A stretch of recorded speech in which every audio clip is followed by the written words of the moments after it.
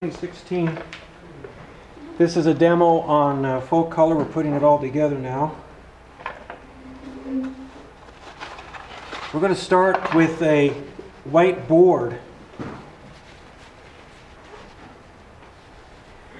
And before I start, I'm going to show you some stages of a similar painting.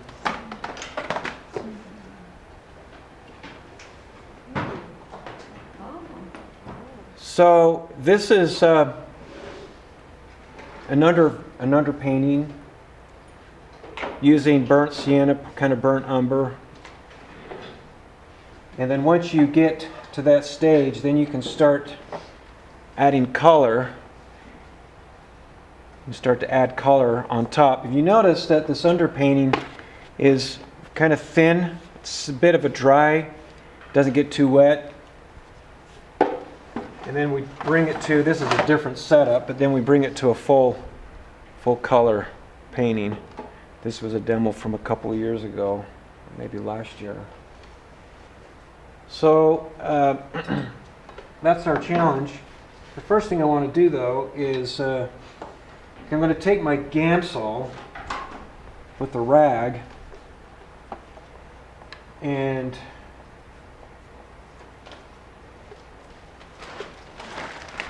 I'm going to use my burnt umber or your burnt sienna, either way. But I'm going to take the Gamsol with the rag and then just touch it on some of the paint. And I'm just dabbing some paint on my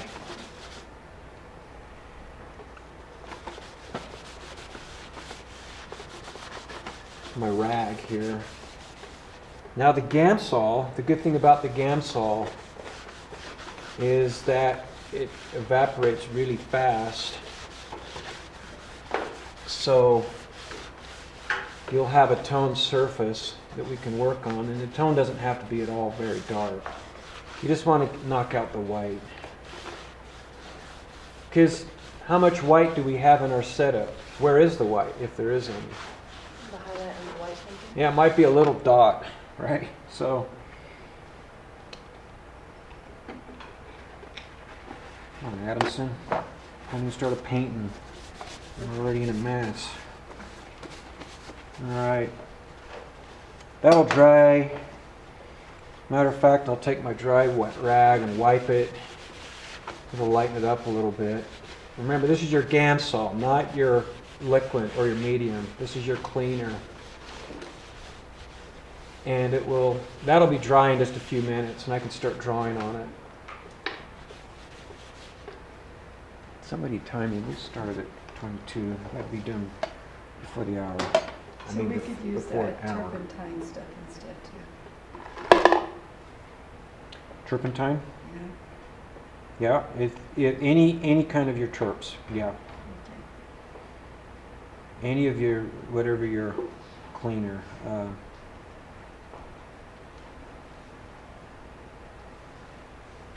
All right, the next thing is I've got my little window here, and this is the design part that Eileen was talking about. And I can, on some of these, that it shows, 11 by 14, 12 by 16 right here. But I know I've got a 12 by 16, so I'm just going to go right to the 12 by 16, and it gives me the actual proportion of my board. And I can start looking at my setup. Now, do I have to take in every single thing up there? No. Now you could, but you don't really have to. I'll probably have some things going off the edge, but I do want to move it around until I have something really interesting. So I know the shadows are kind of going to my left. I'm thinking that might be sort of interesting. Leave some room over that way, but I actually kind of like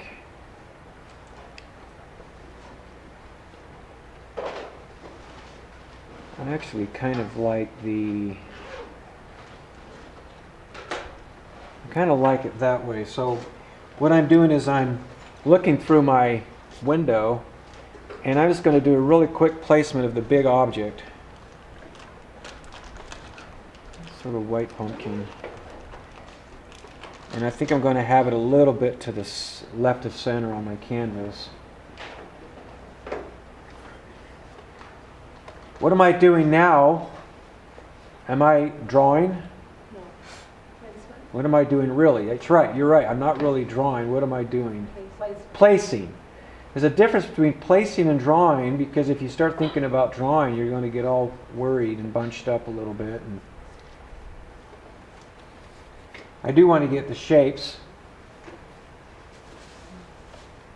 I will get the shapes a little better as I keep working, but I want to just get something that's started. And this is about right here on this object. Remember, I mentioned on one of the demos that you can even put little squares for your... Remember, we talked about painting being like sculpture. You can actually just... And this squash here, this is just going to go right off the edge. So I've got a little bit of it going off the edge. I notice I've got some good space here, space here. My horizon, or I should say not necessarily the horizon, but my horizon is actually up here above everything. Everything's below my actual horizon, but the edge of the table is not dividing my canvas right in half. Why do I not want to divide it right in half? That rule of thirds. I don't know if we talked about this or not. Did we talk about this? I don't know it. We divide your canvas up into thirds like this. This is a third, third, third, at least close. Third, third, third. And these are what we call the sweet spots. So if there's something in our setup that could become sort of the focal point, and you might think about that right at the first. This really smaller pumpkin on the left here, that's really bright orange. That might be a focal area right here for me. I think I'm going to decide that already. Okay, so kind of looks messy, right? But that's my placement. I feel pretty good about that design. All right, so I'm using the burnt umber. Now I'm using the burnt umber, but I'm going just into a little bit of my medium. You can't do that, but I try to keep this fairly dry. And I'm going to get a bigger brush now. I did a brush for drawing. I'm going to get a brush for kind of massing things in. This is what I wanted to show you, is we can do what we call sort of massing in values. So what am I after now? I was sort of after placement, a bit of shape. Out of the 5 things, what am I after now? Value. So I'm not even at the color yet. So what's the lightest light and darkest dark? You always ask that. Probably the highlight up here. Darkest dark. Gosh, there's a couple of things. These maybe the dark area of these squashes, or maybe right down here where it's in that shadow. Normally we would make that value scale how we did on your other ones. You don't only need to do that, but think about the value scale. Is my value scale pure white to pure black? No, so what can I eliminate already, right? Maybe a pure black or a pure really dark. It's maybe like an 80-90% dark. And the highlight might be close to white, but it's not white. It's going to be a little bit warm because of that warm light source. So there's my darkest dark, lightest light. And then I can start to think about drawing and massing kind of in the same respect. I start making, and when I draw these shapes out, I want you to notice what I'm doing. I'm not really going in carefully and, we talk about petting the line. We don't want to do that. We want to get the big angles. And this is going to change also. But I'm sort of getting relationships where the bottom of this, top of this goes up a little bit higher. I can move some of this stuff. This is going to be part of my focal area here. This is going to be really cool right there. So I need to put that, just put that in as a sort of a box shape, and this is going to be going off. That feels pretty good for right now, so I'm going to get into some more value. And let's separate. Now there's two things going on. There's value of the objects themselves, and there's also value that's separated from core shadows. There's a real strong cast shadow on this object here, some cast shadows here underneath everything. And this object is just a little bit lower here. Remember, we can adjust all these things. This is what oil paint's so great about.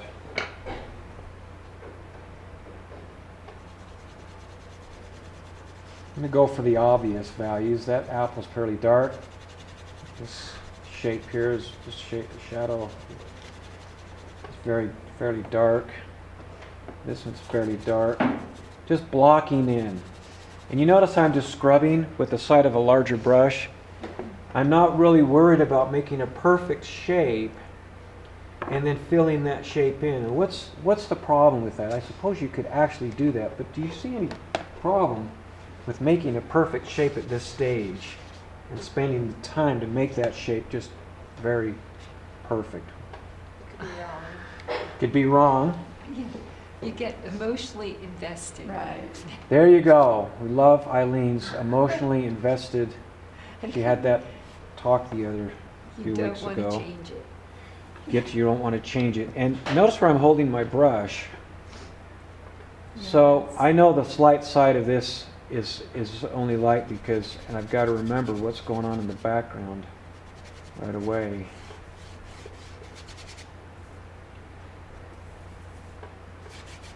You notice that the paint that I'm using might have a little tiny bit of medium, but not very much. If you get too much medium in your mixture, it'll get kind of too wet. Because remember, you're going to start painting right on top of this. And you'll want this to be a little bit set up so that when you start painting on top, and it's very thin too. If I ever get something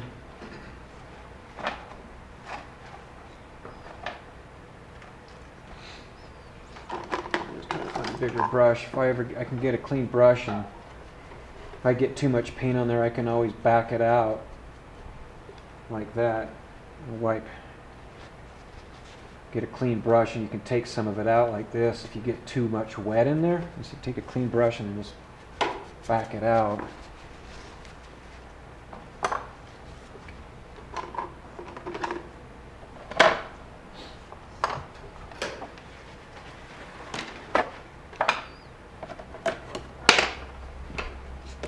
Rob, Yeah. can I ask why you use burnt sienna for the whole background? Like, couldn't you really use any color? Is it just because it's such a neutral color? Yeah, that's a good question. Some people, I mean, you could use a gray color. You could use black if you wanted, black, and notice that so far what I'm doing is I'm doing sort of the very first assignment you guys did. Remember your very first assignment? The ball. What was it? And what was how did you do it? Remember? It's called a wipeout. Oh, yeah. So once this is dry, I've got rid of the white, but I haven't gotten into any white yet. As a matter of fact, I may not need to get to white. So, but this color, this actually is a more burnt umber color. And it's kind of an earth tone. It's nice. It's a nice underpainting color. I found that this color is a nice one to have where you might end up leaving some of it in your final painting. Some of it will look a little more natural. Sometimes the underpainting might depend on what you're painting. You know, the colors of the different things you're painting. Sometimes people like to put complementary, like I've had some students in the landscape class that, because we're painting a lot of green things, they'll use some sort of red underpainting. sort of a complement to the, so that's kind of interesting. And There's one artist that I like really well. She uses a lot of purple underneath with the green. And that Mhm. looks so awesome. Between Yeah. the trees and stuff, have like that plum eggplant color. right. Yeah, so in a way it's sort of a preference, but there might be some reasoning for depending on what you're painting. So I'm getting a sense of value, a sense of form. Now, this has got some value. This is very dry. I don't know if you can tell how dry brush this is. It's very dry. And I'm just almost just glazing this value because that, how dark is the shadow side of that large white pumpkin, right? How dark is it? Not very dark. Not very.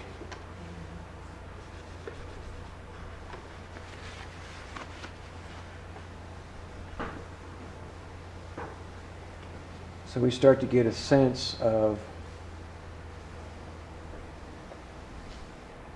and you know, I'm not satisfied with these shapes by any means at the moment. But see how I'm wiping out? I haven't gotten into any white yet, but this is a nice, if this were white, it would be too light, right? This is more natural. This is more close to what a lot of those lighter values are.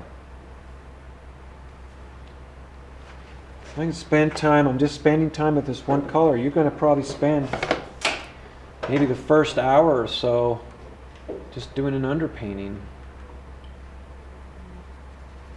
This is the shadow side of this shadow side right here. And this is very dark right here.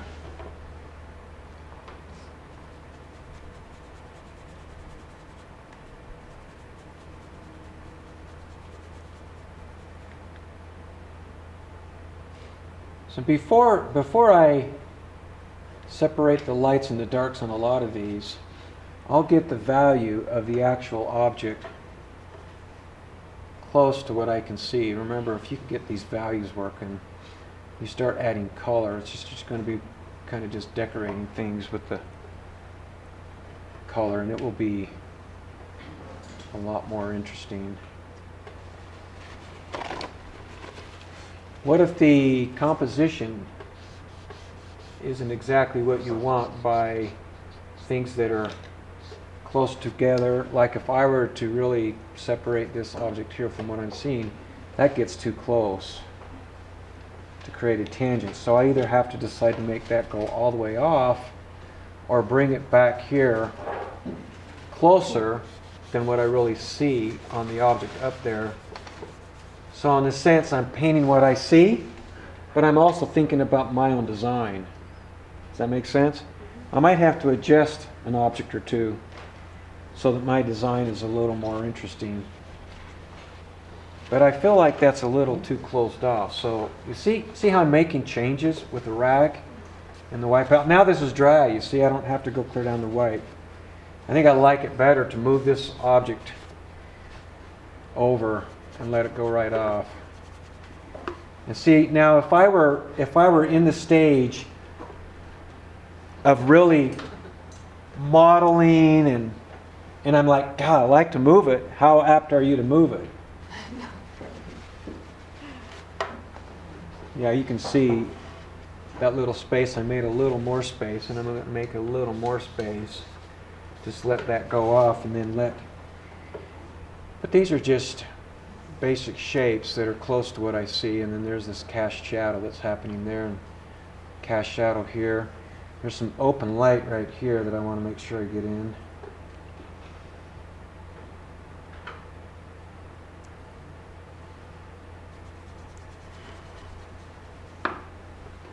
And so I want to make sure this is wiped out. This is part of that's an important part. It opens that space up where the light of the table is coming through, and then this larger gourd shape, and then this shadow underneath it. And this shadow comes down a little bit more for this guy over here. I do a lot of this scrubbing like this because what it does is it keeps things flat. When I come in with the paint, I'll start brushing strokes like this back and forth, but I like to scrub.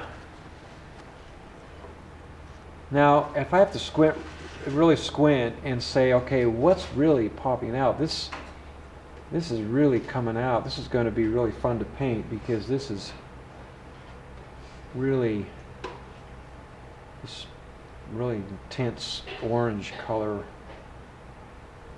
My focal point, focal area, and there's a cast shadow. Cast shadows have hard edges, right?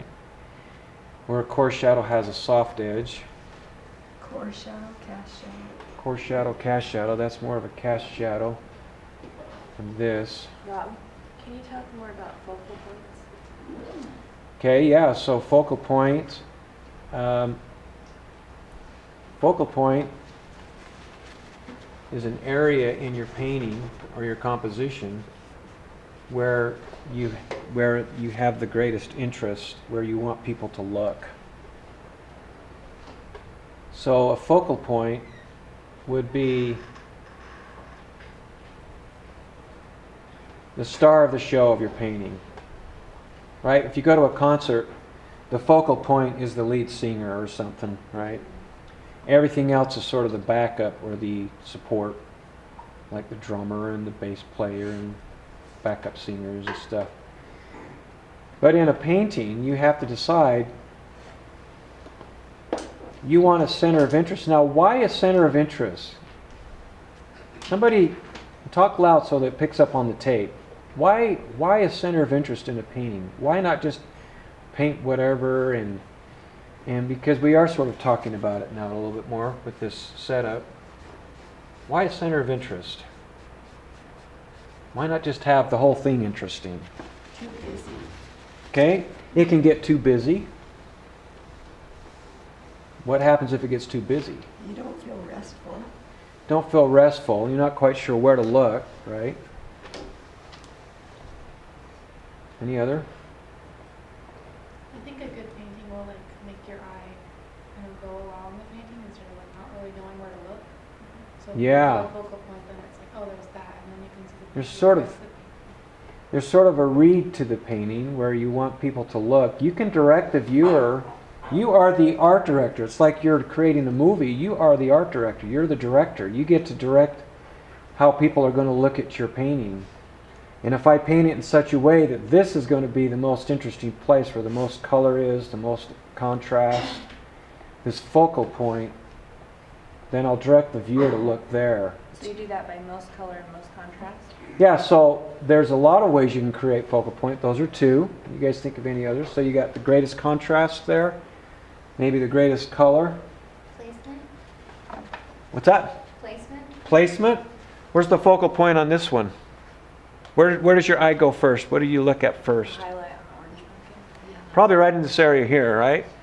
And then maybe down in this area. But you don't look over here first or over here, but this really kind of where it's kind of takes place, kind of left to center, right in this area here. The value of the color is really popping out. Sometimes you can put it next to something that, you know, and against this is probably the greatest contrast of the whole painting.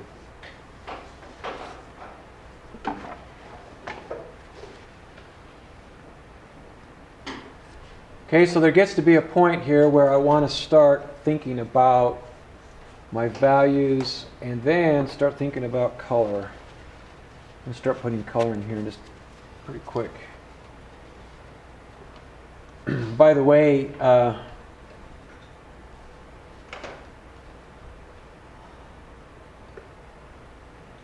these demos, I always move a little faster than... Your head, Rob. Thanks. I always move... Good job. Keep telling me that. The fat head. Just say fat head. I spend time on these demos, but I suppose, you know, I could spend maybe one whole class period on a demo, and maybe I may think about doing that, but rather than that, I'd like to just give you an idea, because then it's fresh in your mind rather than having to come back the next week to start painting. So the reason why I'm telling you this is because I move pretty fast on these demos. I'm not intending for you to follow me that way. You should spend a lot more time. So I'm going to move into color now. You probably wouldn't. You'd keep working these values and keep making sure that, you know, your coarse shadows are coming in good. You know, you've got a light side, dark side, just like you did when you did this with black and white. You did this similar setup, right? But I'm going to move into color now just because. Do you ever watch those videos on YouTube and they're time-lapsed? I'm kind of doing a time-lapse. That's the idea. So.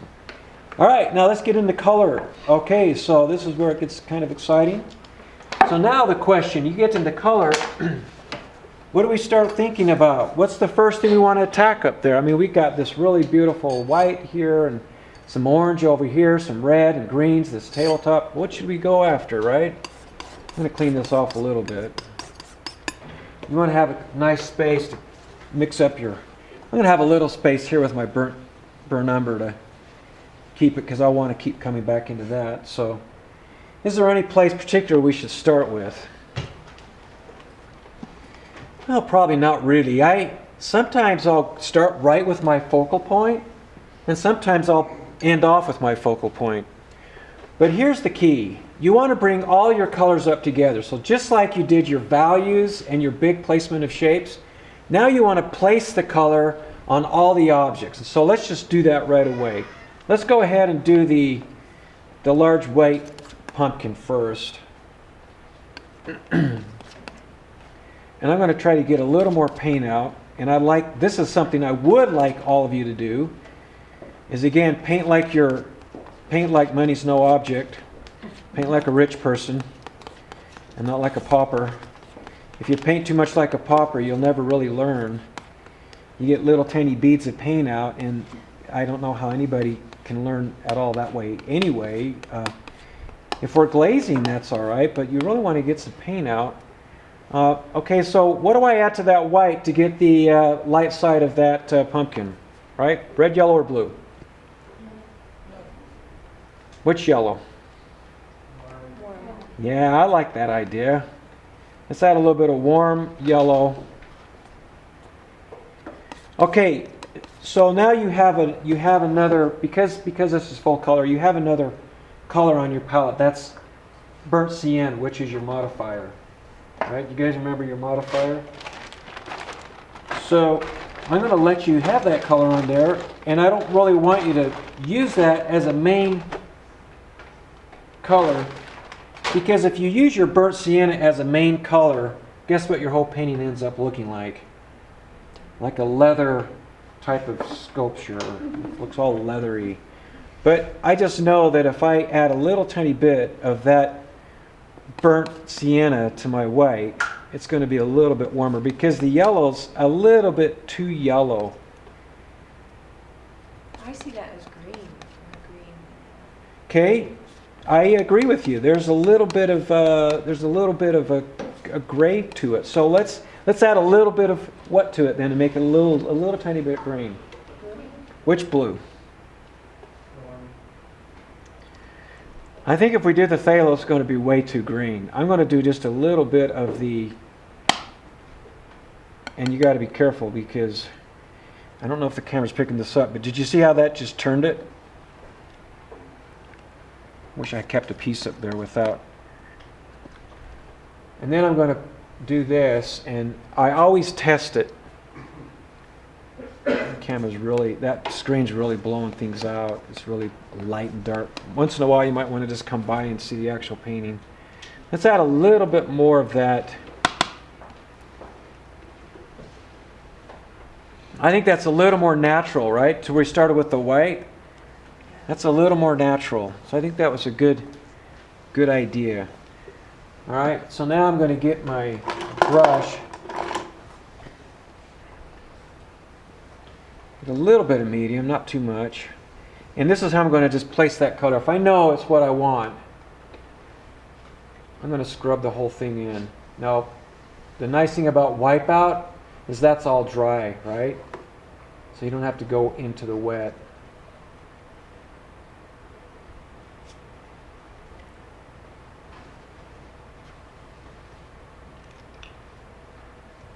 And I notice that there's some areas that aren't quite as light. I'm just maybe letting some of the paint drag off the brush. See how it kind of gets a little less light over in here. And I'm sort of thinking a little bit about the shape. I'm going to keep, just like on the spheres that we did, I'm going to keep, I picked up a little bit of brown in there. Not a worry, it's all right. Just a little bit of that anyway. Thanks. God, I'm going to get a complex, so I better be careful how I... You started it. I know I did. No, I'm just joking. It's all right.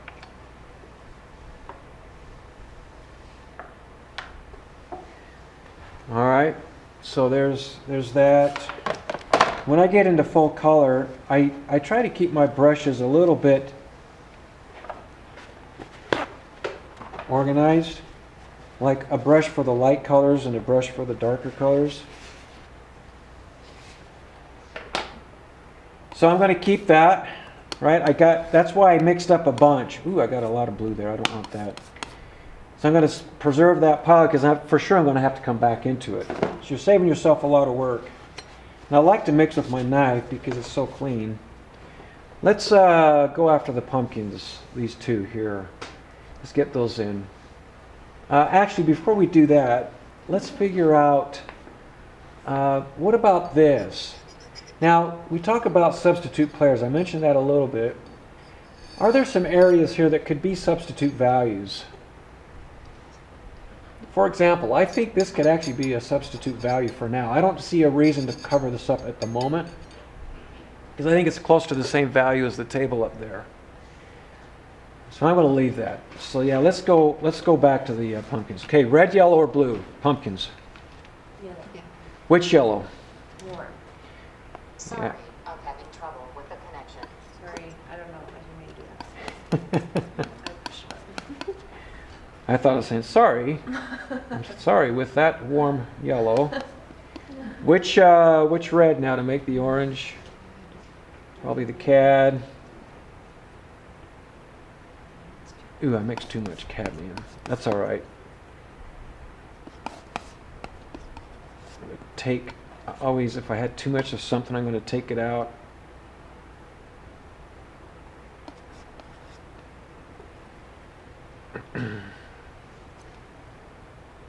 That's way too orange. But there are areas up there that need that, so I'm going to keep a little bit of that. And I'm going to keep pushing the yellow. I'm going to add a little bit of the other yellow too, just because I'm sort of running out.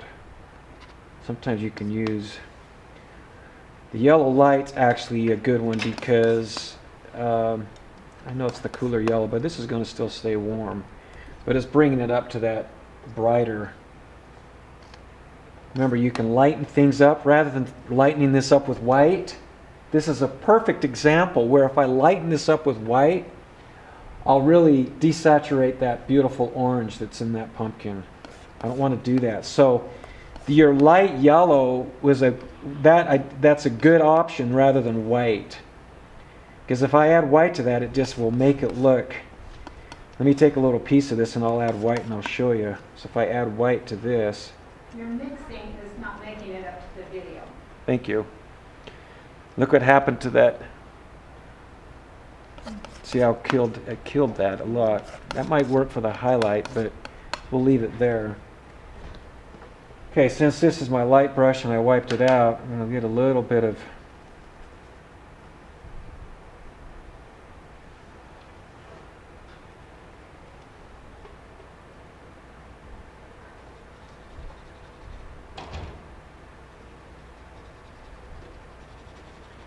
this is the most critical part to this beginning stage, is where you're really blocking things in.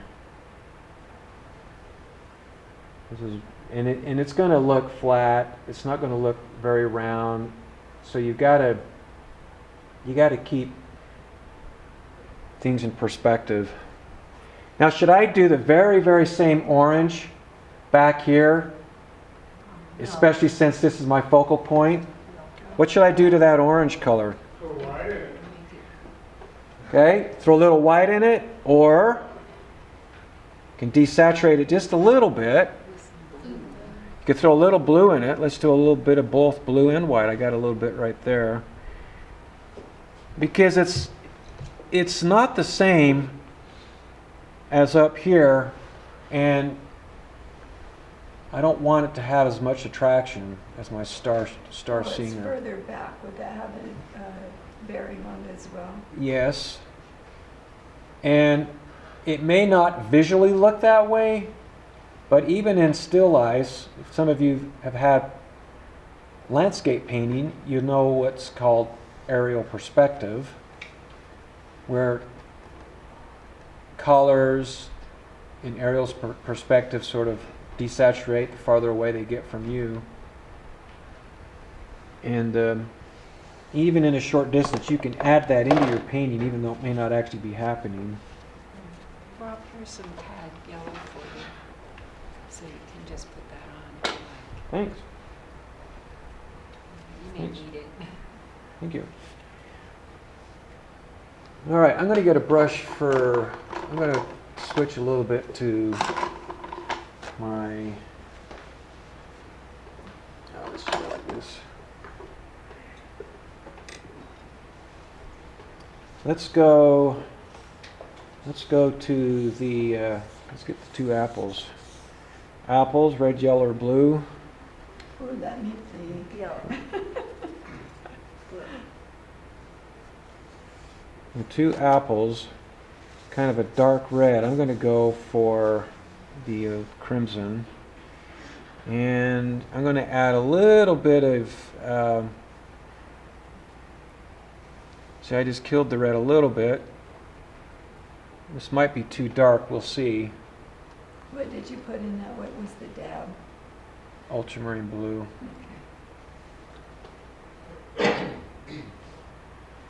I went right on top of that value. You know, if it's a little too wet, you can just take a little bit of that. You know what the value is, you can take a little bit of that out. But at this point, I'm just still sort of scrubbing it in before I'm just doing the whole thing before I get the light and the dark side. This one over here, I might, because a little bit more blue, this cast shadow here, it's fairly dark. That might be one of the darker areas of the painting right there. That's the cast shadow of that apple.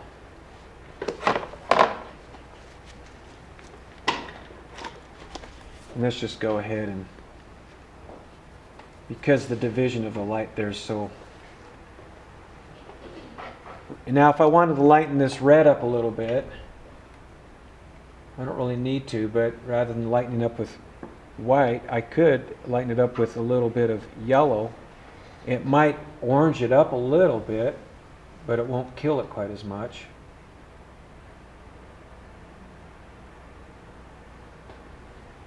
So it gives a little sense of what the light's going back there.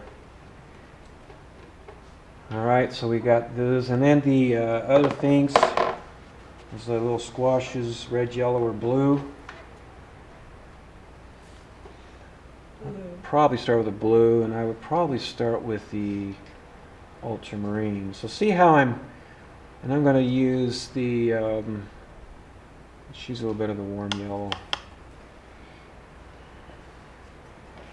So you see I'm just getting that secondary color. If I put that color in there, maybe if I mix it with that brown, maybe it will just be a nice little thing when I mix it with the brown. I don't want it, it's a really kind of a drab sort of olive color. And this one I do see the light and the dark side of it.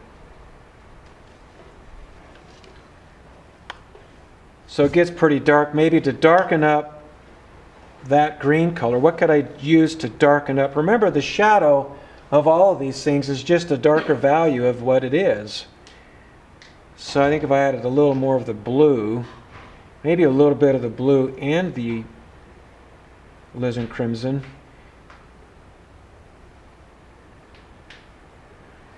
This is fairly dark here too, where it has kind of a nice, and that's where the shadow edge right there. I'm going to leave it inletless like that. And this is sort of a little bit darker here. You can see it. And I'm not worried about all those little bumps at the moment. That'll come later. I can do a little bit of that for the outside of it. Give it a little bit of shape. Okay, I got to keep moving. All right, get moving here. All right. How about the shadow side of the... now this might be a challenge. The shadow side of the orange here. How would we get that? So we get into some of the orange. What could we add to this to create a shadow side of that? Any ideas? Any of those would probably work. Let's try a little bit of that blue, but this is where you want to not add too much. Oh, look at that. That was it really made it green. Which I one don't was see it? that was the ultramarine blue. That might be something that would work. Oh, look at that. So, because you got different things up here, if you get something that's too much of something else, you might go, oh, well, that works pretty good for that one. But let's go back into here. Maybe a little bit of this.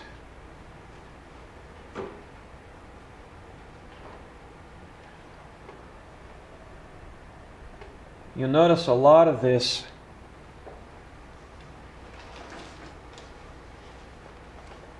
can you guys see the shadow